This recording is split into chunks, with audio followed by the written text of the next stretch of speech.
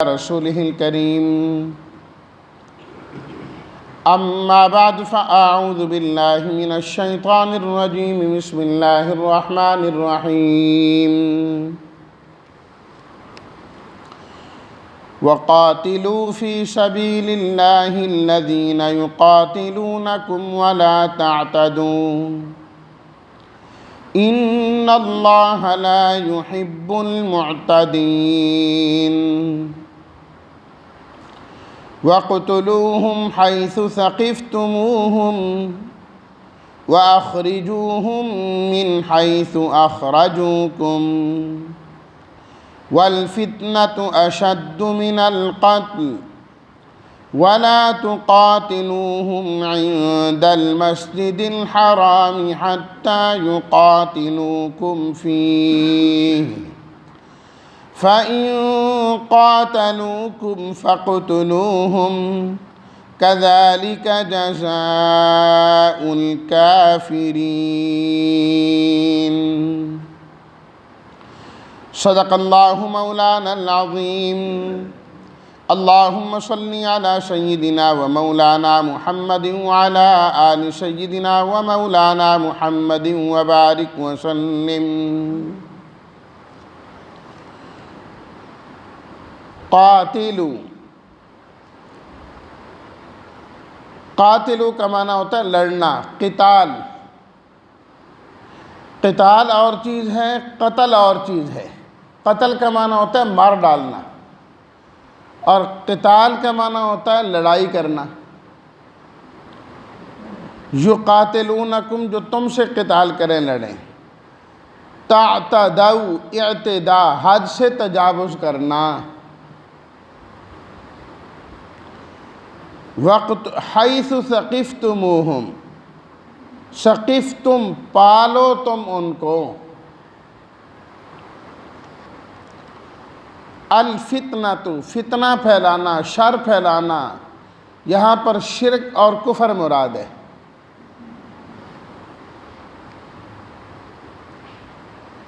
ترجمہ یہ ہوگا وَقَاتِلُوا فِي سَبِيلِ اللَّهِ الَّذِينَ يُقَاتِلُونَكُمْ، اور تم لڑو اللہ کے راستے میں ان لوگوں سے جو تم سے لڑتے ہیں، اور حد سے تجاوز تم مت کرو، یقیناً اللہ تعالیٰ حد سے تجاوز کرنے والوں کو پسند نہیں کرتے۔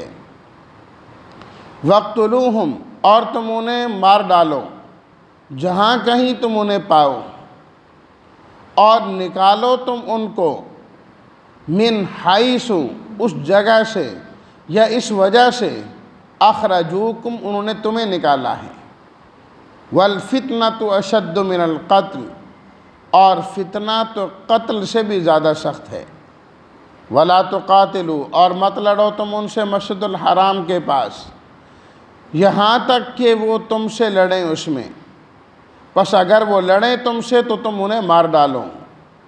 کافروں کا بدلہ اسی طرح ہی ہے۔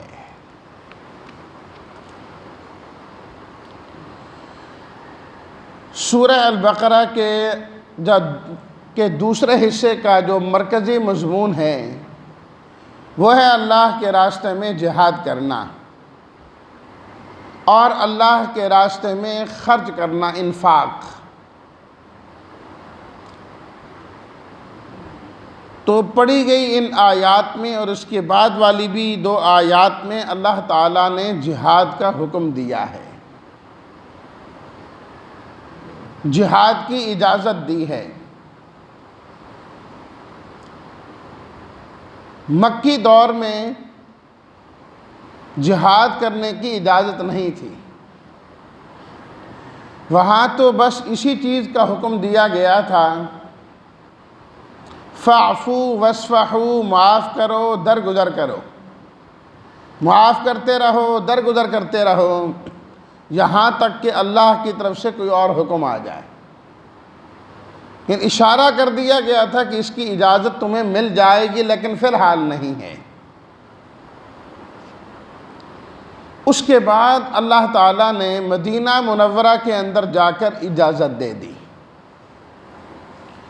حضرت ربیع ابن انس رضی اللہ تعالی عنہ فرماتے ہیں جہاد کی اجازت کی جو سب سے پہلی روایت، سب سے پہلی آیت ہے، وہ قرآن مجید کی یہی آیت ہے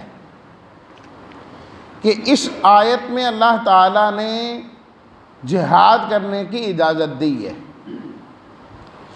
حضرت ابوبکر صدیق رضی اللہ تعالیٰ عنہ فرماتے ہیں کہ جہاد کی جو اجازت ملی ہے اس کے متعلق سب سے پہلے یہ آیت نہیں بلکہ 17واں سپارہ سورہ الحج جو ہے نا اس کی آیت ہے جو ہمارے پاس قرآن مجید ہے۔ اس کا صفحہ بنتا ہے 338 اور سورہ الحج ہے۔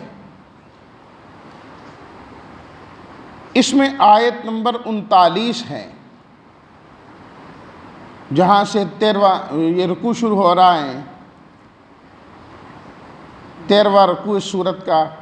اذن للذین یقاتلون بانہم ظلموا، اجازت دی گئی ان لوگوں کو جن سے لڑا جاتا ہے اس وجہ سے کہ ان پر ظلم کیا گیا، اور اللہ ان کی مدد کرنے پر خود قادر ہیں۔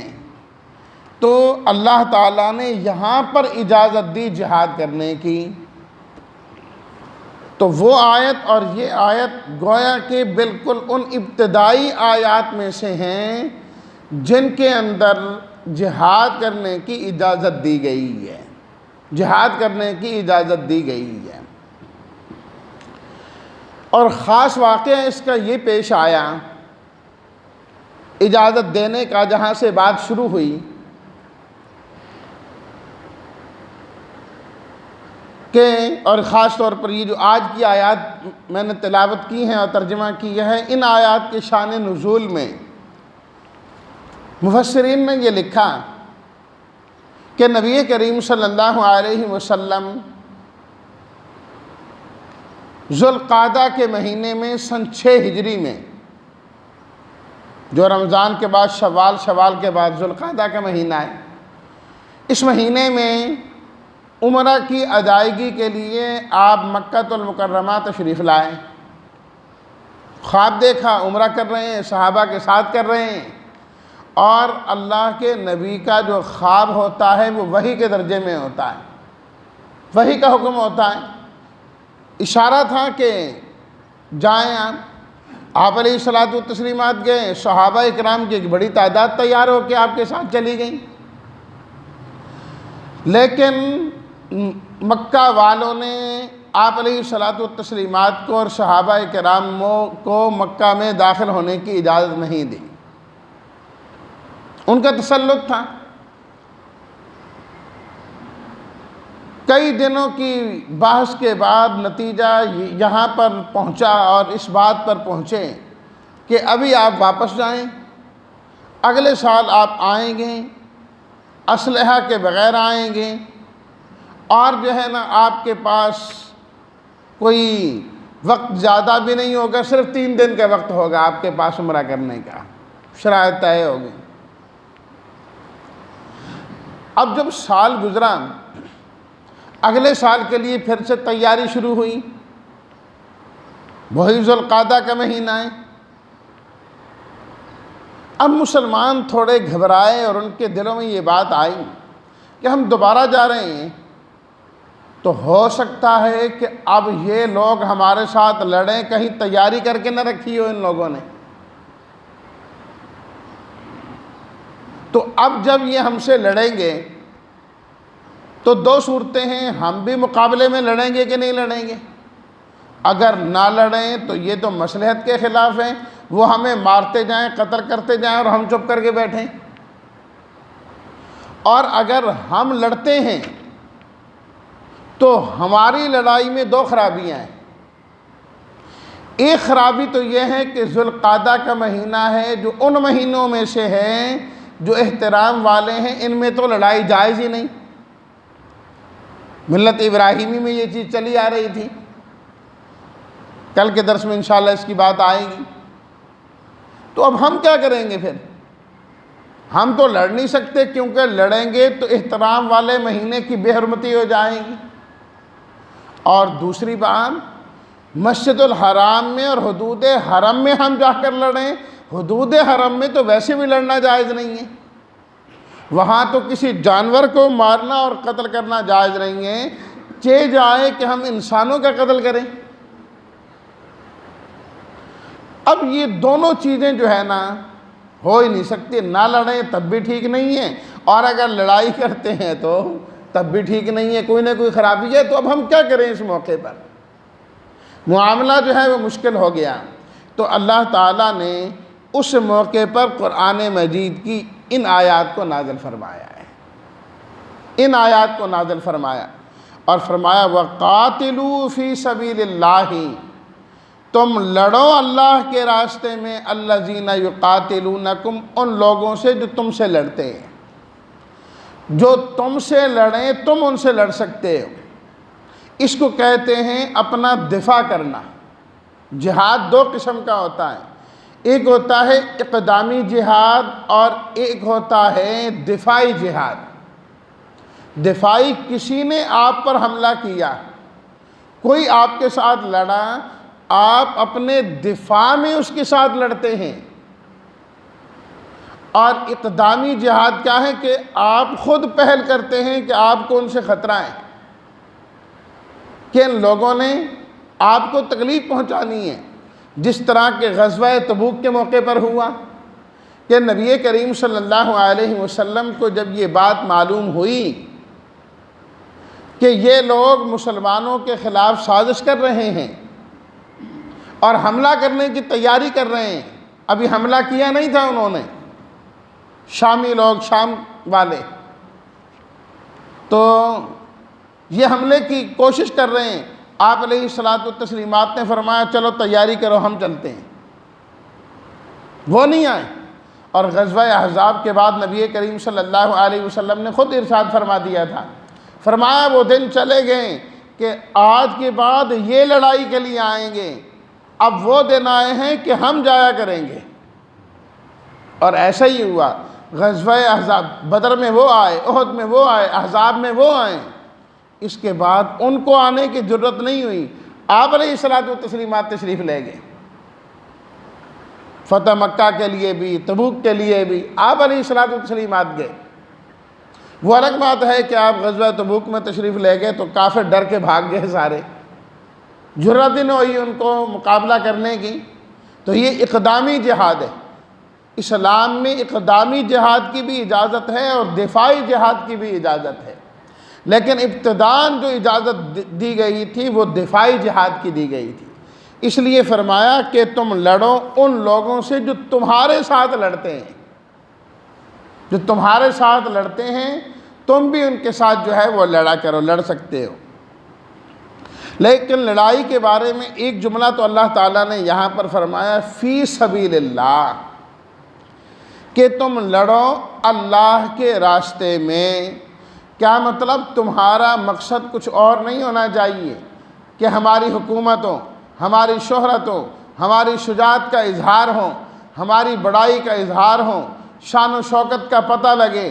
نہیں نہیں، فی سبیل اللہ، تم اللہ کے راستے میں لڑو، مقصد یہ ہونا چاہیے کہ اللہ کا کلمہ بلند ہو جائے اور اللہ ہم سے راضی ہو جائے۔ فی سبیل اللہ، اللہ کے راستے میں۔ نبی کریم صلی اللہ علیہ وسلم سے پوچھا گیا کہ ایک شخص اس لیے لڑتا ہے تاکہ میرا نام بلند ہو جائے، ایک شخص اس لیے لڑتا ہے تاکہ میری شجاعت ظاہر ہو جائے، ایک شخص اس لیے لڑتا ہے کہ میں اپنے کنبے کی حفاظت کرتا ہوں، میری قوم کے خلاف اس نے کیوں زبان کھولی ہے، اس لیے لڑتا ہے، ایک شخص غیرت کے نام پر لڑتا ہے، حمیت کے نام پر لڑتا ہے۔ اللہ کے راستے میں ان میں سے کون شمار ہوگا؟ کون یہ ہے کہ یہ اللہ کے راستے میں؟ آپ علیہ الصلاۃ والتسلیمات نے فرمایا بھائی اللہ کے راستے میں جو اس لیے لڑتا ہے کہ اللہ کا کلمہ بلند ہو جائے، وہ اللہ کے لیے لڑتا ہے، بس، باقی کوئی نہیں ہے۔ ملک حاصل کرنا مقصد نہیں، اللہ کا کلمہ بلند ہو جائے، کس جگہ بلند ہو اس کے لیے جگہ کی ضرورت ہے، مقصد تو اللہ کے کلمہ، لِتَكُونَ كَلِمَةُ اللَّهِ هِيَ الْعُلْيَا، اللہ کا کلمہ بلند ہو جائے، اللہ کا کلمہ بلند ہو جائے، اس لیے اللہ کے راستے میں لڑنا ہے، فی سبیل اللہ۔ الذین یقاتلونکم، وہ لوگ جو تم سے لڑیں تو تم ان سے لڑو، اور جس طرح میں نے پہلے عرض کیا کہ یہ دفاعی جہاد ہے۔ اور مکہ المکرمہ میں مسجد الحرام یعنی کہ حدود حرم، وہاں تو لڑنے کی اجازت ہے ہی نہیں، وہاں تو بس اپنا دفاع کرنا ہے، دفاع کے لیے لڑنا ہے۔ کوئی حملہ کر دیں تو دفاع کر سکتے ہیں، اس لیے فرمایا الذین یقاتلونکم۔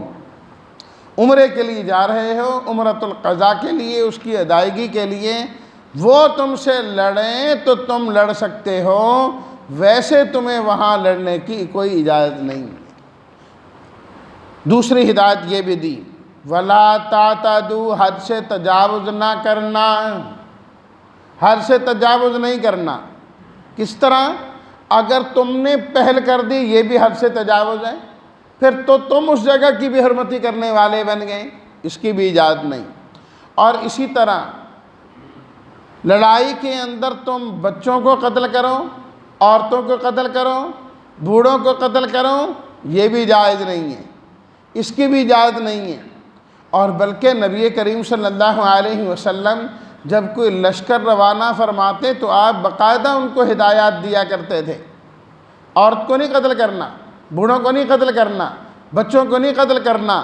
ان کے وہ مذہبی رہنما جو اپنے مذہب کے ساتھ وابستہ ہیں اور اپنے دین کے مطابق عبادت میں لگے ہیں، لڑتے نہیں، فرمایا انہیں بھی قتل نہیں کرنا، ان کے ساتھ بھی تم نے نہیں لڑنا۔ جب وہ تمہارے ساتھ نہیں لڑتے تو تم کیوں لڑو؟ ہاں، اگر ان میں سے کوئی تمہارے خلاف لڑنا شروع کر دے، ان کا وہ مذہبی پیشوا خود لڑائی کے لیے آ جائیں، ان کا وہ جو بوڑھا ہے وہ خود کمان کر رہا ہے اور تمہارے اوپر جو ہے نا گولیاں برسا رہی ہے، تو پھر اس صورت میں تم ان کے ساتھ بھی لڑ سکتے ہیں۔ وَلَا تَعْتَدُوا، تم نے ویسے نہیں کرنا، نہیں تو تم حد سے تجاوز کرنے والے بن جاؤ گے۔ اور اسی طرح تم ان کے ساتھ لڑ سکتے ہو۔ جان بوجھ کر مقصدی قتل کرنا یہ تو جہاد میں ہے ہی نہیں ہے۔ اور اسی طریقے سے اگر وہ سامنے آ گئے، بس ٹھیک ہے تم نے اسے مار دیا، بات ختم ہو گئی، اب خواہ اس کے کان کاٹو، ناک کاٹو، آنکھیں نکالو، ہونٹ کاٹو، فرمایا یہ بھی حد سے تجاوز کرنا ہے، شریعت اس کی بھی اجازت نہیں دیتی، مصلح کرنے کی بھی شریعت نے اجازت نہیں دی۔ یہ تو خواہ پروپیگنڈا کیا جاتا ہے قتال اور جہاد کے خلاف کہ یہ تو دہشت گردی ہے۔ اس کے احکامات تو قرآن مجید میں پڑھ کر دیکھو کہ اللہ تعالیٰ نے جہاں اجازت بھی دی ہے تو کتنی شرطیں لگا کے اجازت دی ہیں کہ یہ تو ایک مجبوری ہو جاتی ہے۔ آگے آ رہا ہے کہ فتنہ اور فساد پھیلتا ہے، اسے بھی تو روکنا پڑتا ہے نا، اس کے روکنے کے لیے اجازت دی، لیکن بڑی شرائط کے ساتھ اللہ تعالیٰ نے اجازت دی ہے۔ ان اللہ لا يحب المعتدین، فرمایا کبھی بھی حد سے تجاوز نہ کرو، جو حد سے تجاوز کیا کرتا ہے وہ کبھی اللہ کا پسندیدہ نہیں ہوا کرتا، وہ اللہ کا محبوب کبھی نہیں ہو سکتا۔ تو تم جہاد کے لیے بھی جاؤ، میدان جہاد میں بھی پہنچو تو وہاں پر بھی اللہ کے حکموں کی پابندی کرنی ہے، وہاں پر بھی پابندی کرنی ہے۔ یہ نہیں کہ اپنے غیظ و غضب کا جس طریقے سے چاہو استعمال کرتے رہو، جس پر چاہو گولیاں برساتے رہو، نہیں، اللہ تعالیٰ نے اس کی بھی حدود اور قیود بیان کی ہیں۔ جب حدود اور قیود کے ساتھ کیا جاتا ہے تو پھر یہی جہاد رحمت کا ذریعہ بن جاتا ہے، رحمت کا ذریعہ بن جاتا ہے۔ اگلی آیت کی تشریح انشاءاللہ کل کے درس میں اللہ تعالیٰ ہم سب کو اپنے پسندیدہ لوگوں میں شامل فرمائے اور ان کی خوبیاں اور صفات اپنانے والا بنائے۔ وآخر دعوانا ان الحمد للہ رب العالمین۔